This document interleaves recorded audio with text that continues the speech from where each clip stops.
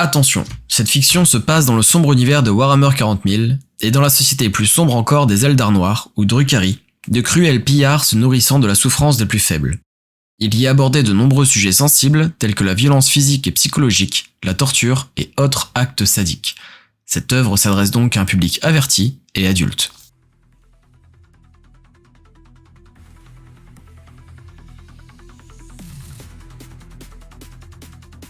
Les chroniques de l'alarme de Ronce. Épisode 5. Enchaînement. Lors du précédent épisode, Sherktan s'est enfoncé dans les dédales autour de la salle du crash, à la recherche des mandragores. À cause d'elle, il s'est perdu et a décidé de continuer d'explorer les lieux dans le noir complet, afin de les impressionner. Il a alors fait la terrible rencontre d'une chiméra qu'il a réussi à vaincre après un terrible combat. Malheureusement, celle-ci n'était pas seule.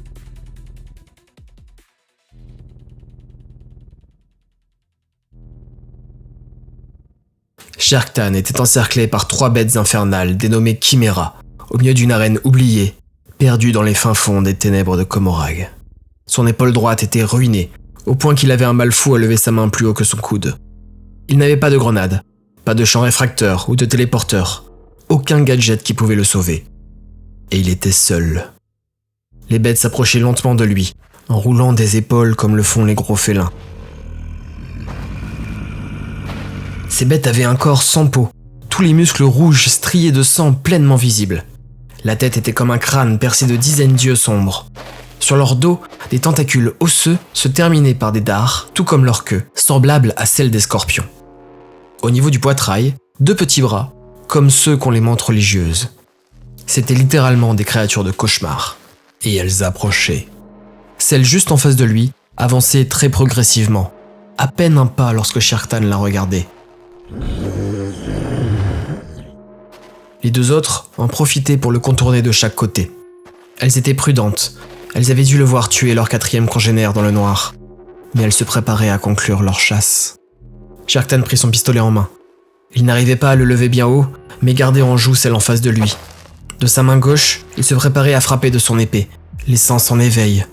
Il se savait en très grand danger, mais il n'avait pas peur, car la rage prenait le dessus sur toutes ses émotions. Ainsi allait finir sa cabale ? Allait-il rester Archon moins d'une journée ? C'était vraiment une mort trop conne. Il ne pouvait le croire. Il ne pouvait l'accepter. Il était prêt à tout pour survivre. Il mit sa fierté de côté et hurla « À l'aide !» Les bêtes se figèrent un instant, comme surprises. Puis on aurait dit qu'elles se mirent à sourire. Réalisaient-elles ce qu'était ce cri ? Appeler à l'aide à Comorragh était un appel au suicide. Personne n'irait aider son prochain, encore moins se mettre en danger pour cela. Au mieux, cela attirait juste plus de prédateurs, aimantés par cet appel comme l'étaient les requins par le sang. À vrai dire, Sherktan n'avait tellement jamais crié cela auparavant que cela sonna faux dans sa gorge, comme s'il était ironique. Il se reprit. « Mandragore, souvenez-vous de votre accord. Vous m'avez assuré votre protection en échange de ma production. Je requiers votre protection, maintenant, ou vous pourrez vous asseoir sur ma production. » Il eut le temps de finir car la bête sur sa droite bondit sur lui. Dans un réflexe, il pivota pour frapper de son épée. Mais au moment où celle-ci allait la toucher, elle disparut dans un nuage de fumée rouge puante. 1 seconde plus tard, quelque chose le saisit par la cheville et le tira brutalement. Il s'écrasa par terre, l'épaule droite en premier, et hurla de douleur. Puis il fut tiré et projeté. Après quelques secondes en vol, il heurta brutalement le sol. Le visage dans le sable poussiéreux, il réalisa qu'il n'était pas mort. Il avait perdu son épée dans la chute, mais pas son pistolet. Pourquoi n'était-il pas encore mort ? Elle jouait avec la nourriture, réalisa-t-il. Et ça allait être long. Il tourna sur lui-même. Elles avançaient calmement vers lui. Les 3 têtes osseuses le fixaient en souriant. C'était une vision affreuse, si affreuse que Sherk aurait préféré être aveugle. Il réalisa que c'était possible et usa de sa main droite pour attraper la lampe qu'il avait sur l'épaule. Il la décrocha et la jeta de toutes ses forces vers la gauche. Les bêtes regardèrent la bille de lumière disparaître au loin, puis posèrent à nouveau le regard sur Sherktan. Les ténèbres les avaient presque ravalés. Au moins, ainsi, il ne verra pas ce qui lui arrivera.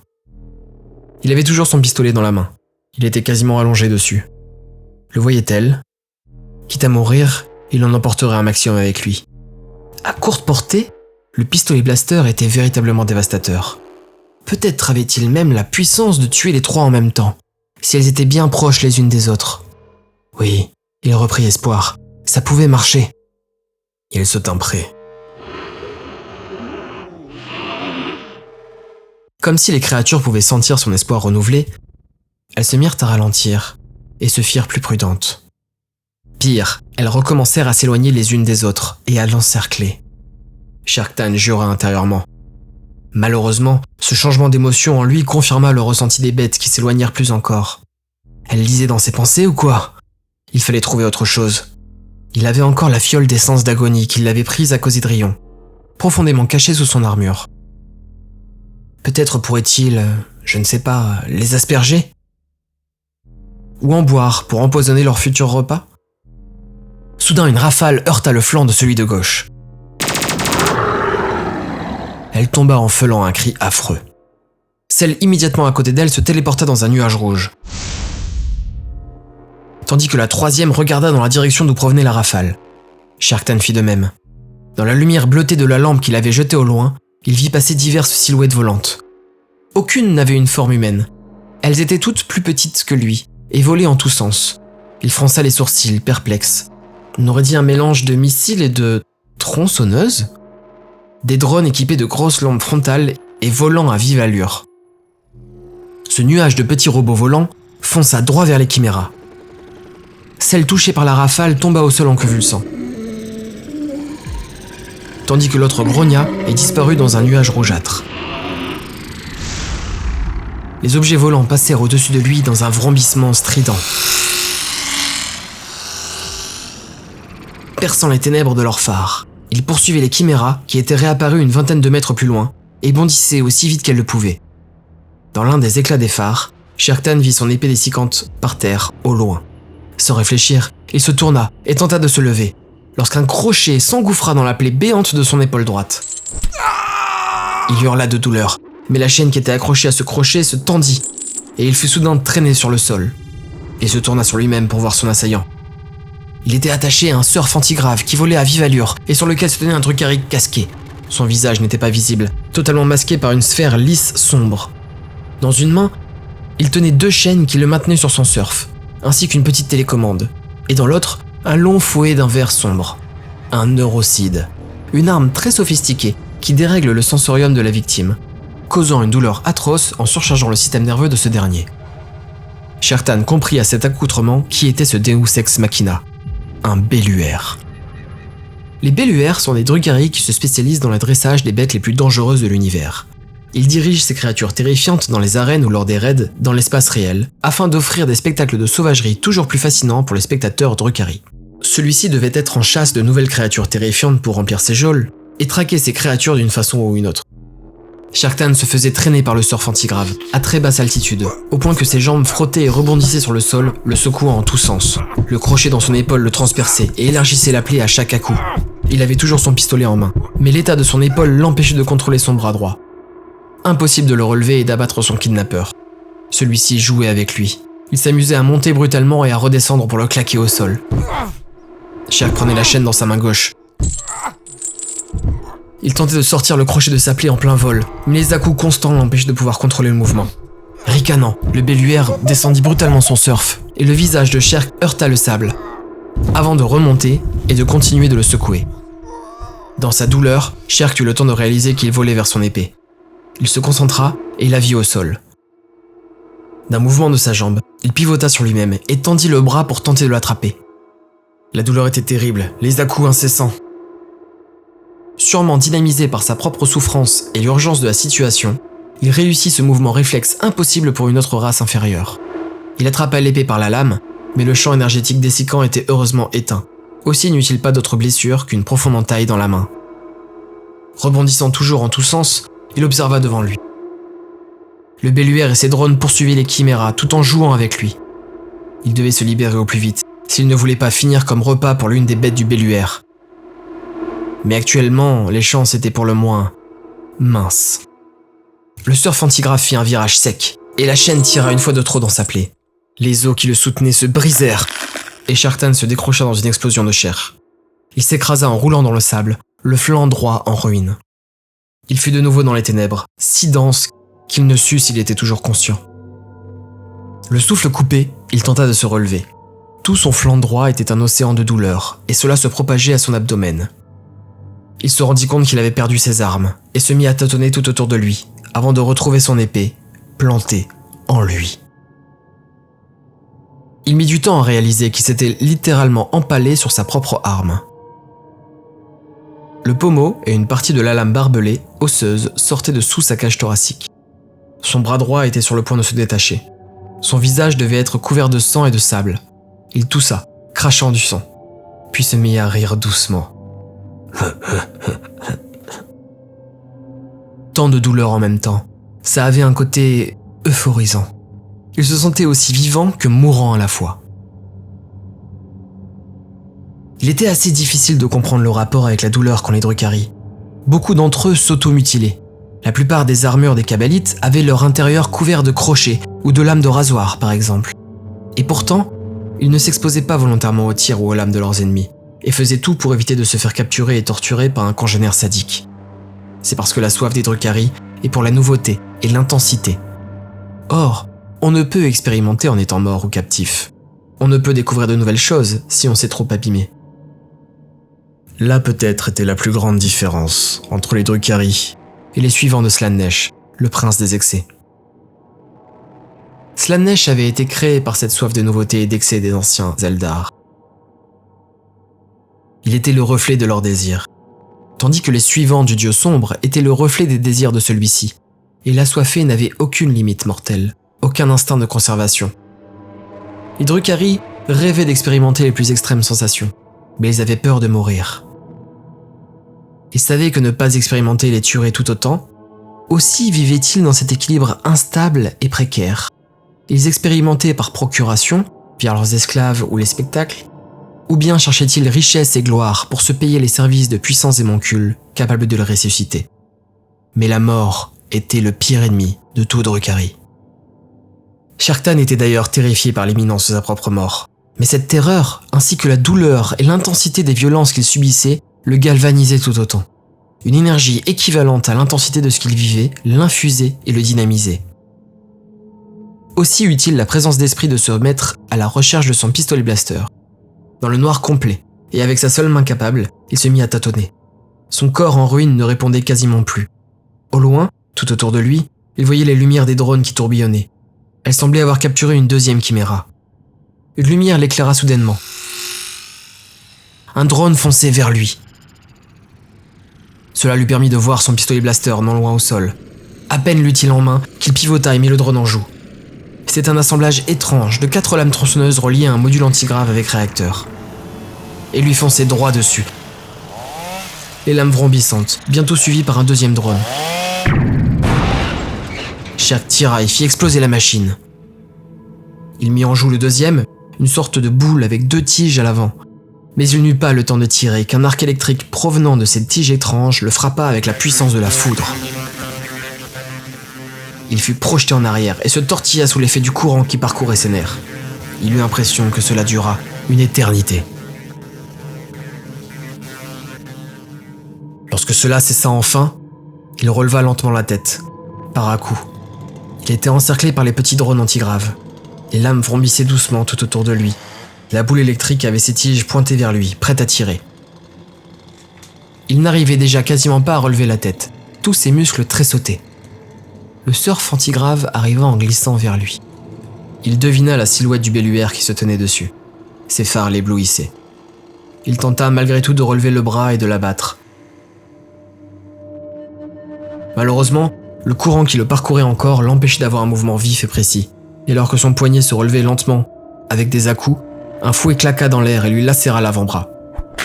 Sharktan s'écroula sous cette énième douleur. Il y eut un rire. Malgré la déformation des haut-parleurs du casque, il reconnut une voix féminine. Ou plutôt, une voix de femme, car il n'y avait aucune féminité dans cette voix. Reste à terre, petite merde. Tu ne manques pas de vigueur, j'aime ça. Sharktan obéit avec plaisir. Il n'avait quasiment plus aucune énergie de toute façon.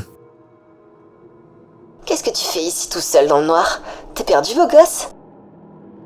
Sharktan sourit. Son visage avait encore des spasmes, et la douleur était si intense qu'il luttait pour ne pas perdre connaissance. Il tenta de parler. Et toi? Elle éclata d'un rire franc.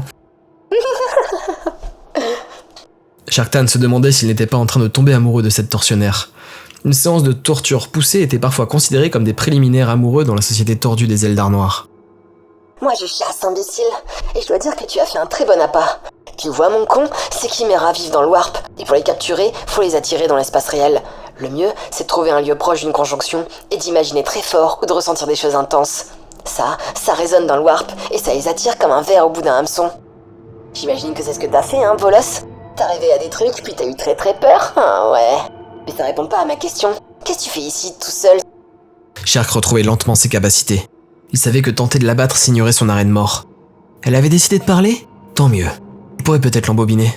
Je suis l'Archon Sharktan de la cabale de la larme de ronce.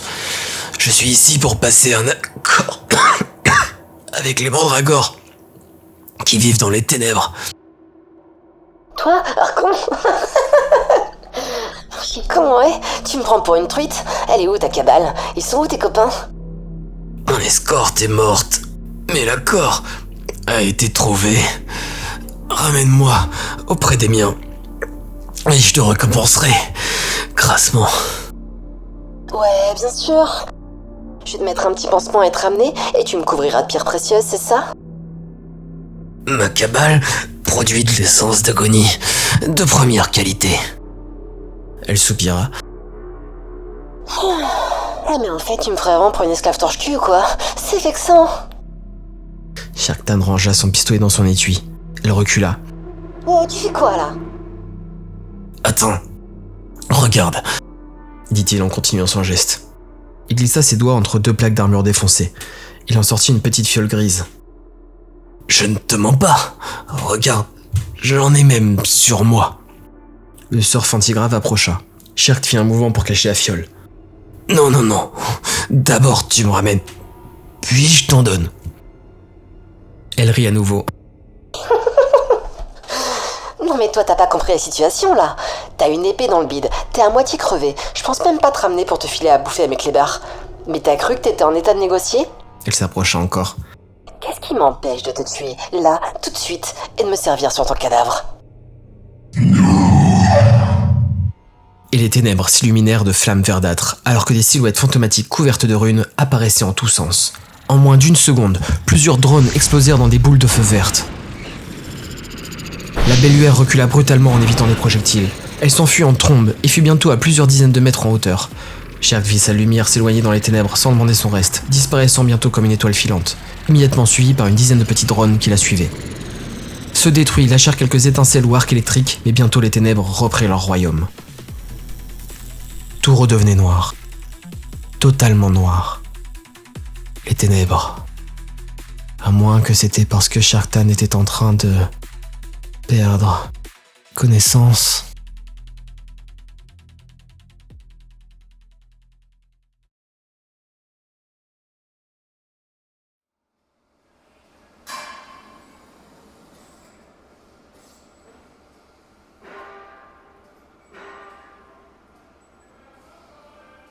Sharktan entendit des voix de Drukhari qui discutaient entre eux.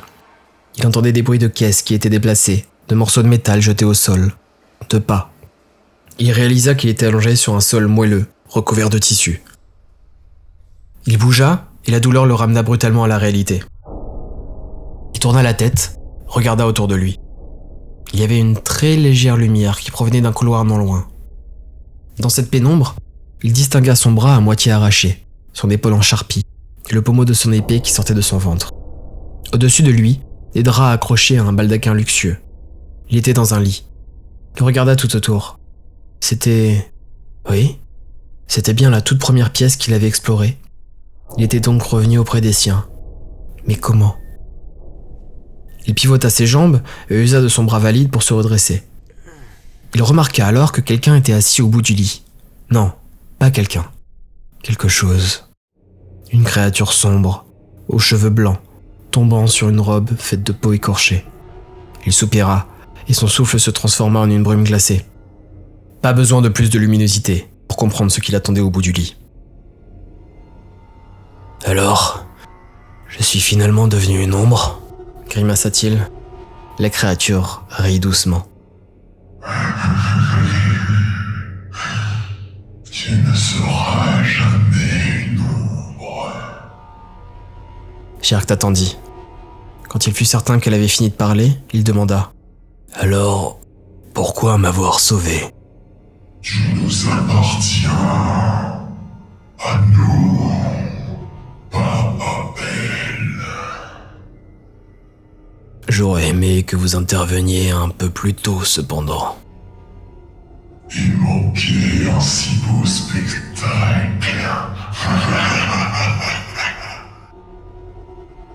Sherk ne put réprimer un sourire. Maintenant qu'il se savait en sécurité, il devait admettre que cela avait été un sacré spectacle en effet. Dois-je comprendre que notre alliance est scellée ? Pas encore. Mais nous t'apporterons des proies. Pour mieux voir. Pour mieux savourer. Sherk sentit son impatience prendre le dessus. Que dois-je faire encore pour que vous m'obéissiez ? La créature se tourna vers lui brutalement. Son visage était un masque d'horreur pure. 2 yeux verts chargés de flammes le foudroyèrent, tandis que ses lèvres se fendirent, révélant des centaines de dents fines comme des seringues. Elle hurla. Nous n'obéirons jamais. Sherk ne put réprimer la terreur en lui. Il recula dans le lit. Il eut si peur qu'il crut perdre connaissance à nouveau. Il en oublia toute douleur. La complicité qu'il avait ressentie un instant lui avait fait oublier la dangerosité de ces créatures. Il s'inclina respectueusement en reprenant ses esprits. Veuillez m'excuser. C'est une erreur de formulation. Je cherche à trouver un accord qui nous serait mutuellement bénéfique. Vous connaissez ces lieux comme personne. J'ai besoin de savoir s'il existe des passages vers le monde réel ou d'autres endroits de Komora. Et où sont-ils ? Ma cabale est encore fragile. Votre protection m'est indispensable. Que désirez-vous pour sceller cette alliance ? Le visage monstrueux se dissipa et redevint une face noire informe. Il se tourna à nouveau, proposant son dos sombre couvert de runes au regard de l'archon ruiné. La fiole que tu as montrée. Sherk eut soudain peur de l'avoir perdue. Il l'avait en main avant l'attaque. Il chercha dans son armure, mais ne la trouva pas. Il balaya de la main dans le lit plongé dans les ténèbres. Ses doigts glissèrent sur les draps poussiéreux. Ils touchèrent enfin le petit flacon de cristal. À peine l'eut-il dans les mains qu'il le tendit vers la créature. « Vous le désirez ? Il est à vous en échange de votre accord. » Non. La bête ricana. « Alors quoi ? Je peux en faire plus. Avec votre aide, vous en aurez autant que vous le désirez. » Bois-le. Quoi ? Bois-le. Répéta-t-elle. Sherkton regarda le récipient. Il était encore quasiment plein. Il devait contenir entre 5 et 10 millilitres, mais 2 gouttes avaient suffi à projeter Gorfak dans des abysses de douleur. Et là, cela équivalait à des centaines de gouttes. Comment ça ? Tout d'un coup ? La créature hocha lentement la tête, tout en la tournant vers lui, tout en hochant, encore et encore, au point de se retourner totalement à 180 degrés. Elle avait un grand sourire. Bois-le. Et l'accord est scellé. Sherkton posa ses yeux à nouveau sur la petite fiole. En plus du danger de mort évident, et de la terreur qu'une telle douleur représentait, cela équivalait à énormément d'argent. Il pourrait acheter au moins un Venom avec ce qu'il restait de liquide. C'était un gâchis monumental. Sans parler du fait qu'il était déjà à l'article de la mort. Voir cela maintenant relevait du suicide. Il reva la tête et demanda « Maintenant ?» La créature avait disparu. Sherkton soupira, à moitié rassuré, à moitié dépité. Il regardait la petite fiole dans sa main. Tout, d'un coup, même en pleine forme, il n'était pas sûr d'y survivre. Il souffla un rire de son nez. Sa curiosité Drukhari et sa soif d'expérience extrême reprit le dessus sur son instinct de survie. Malgré la peur, malgré le danger, malgré la souffrance, malgré le coût que tout cela représentait. Il sentait une excitation grandir en lui. Une pensée qui se mit à supplanter la voix de la raison. Une pensée qui disait « Voilà qui promet une expérience intéressante. »